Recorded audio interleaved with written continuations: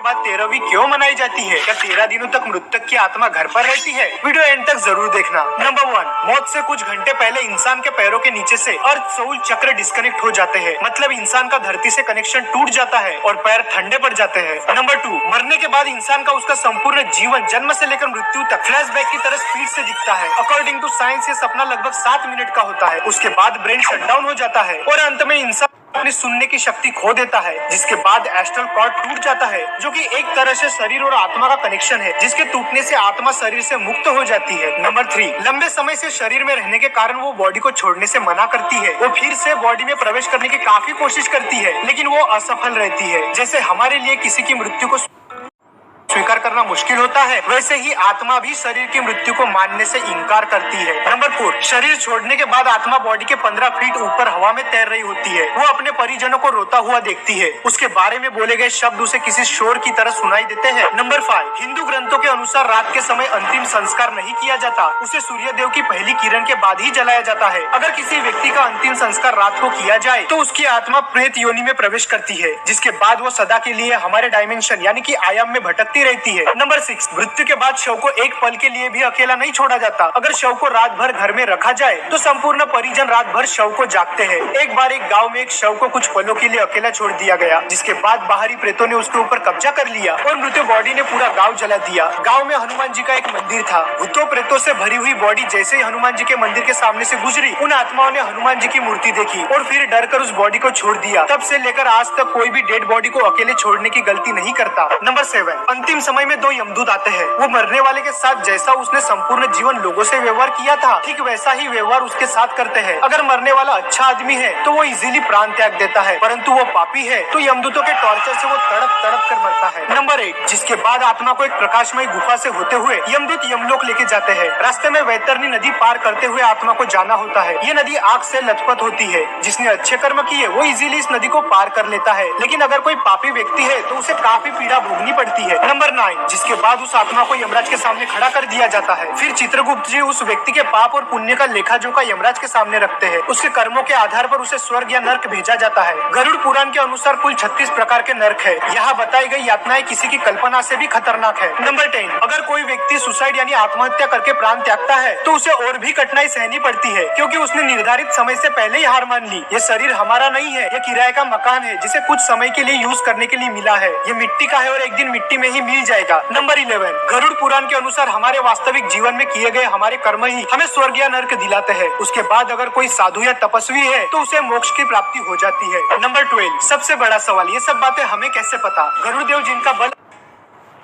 वे एक साथ 100 इंद्रों को पराजित कर सकते हैं। गरुड़देव स्वर्ग से अमृत कलश लेकर उड़ गए थे, लेकिन उन्होंने अमृत पान नहीं किया। उन्हें बिना अमृत के ही अमरता प्राप्त हुई। ये वरदान उन्हें स्वयं श्रीहरि नारायण ने प्रसन्न होकर दिया था। गरुड़देव तो अमर है, उन्हें नहीं पता कि मृत्यु के बाद क्या होता है, इसलिए जिज्ञासावश उन्होंने श्रीहरि नारायण से ये प्रश्न पूछा और इसी ज्ञान को हम गरुड़ पुराण के नाम से जानते हैं। भगवद गीता में श्री कृष्ण ने कहा था, आत्मा न तो पैदा होती है और न ही वह मरती है, वो तो सिर्फ वस्त्र की तरह एक शरीर से दूसरे शरीर में प्रवेश करती है। मृत्यु तो केवल शरीर की होती है, आत्मा की नहीं। ये जीवन मृत्यु का चक्र यूं ही चलता रहता है, इसीलिए don't die before you are dead, मरने से पहले कभी मत मरो। अंतिम समय में राम नाम सत्य है इसलिए कहा जाता है क्योंकि वही संपूर्ण जीवन का सार है। श्री राम ही सर्वश्रेष्ठ है, वही सत्य है। अगर वीडियो पसंद आए तो वीडियो को लाइक और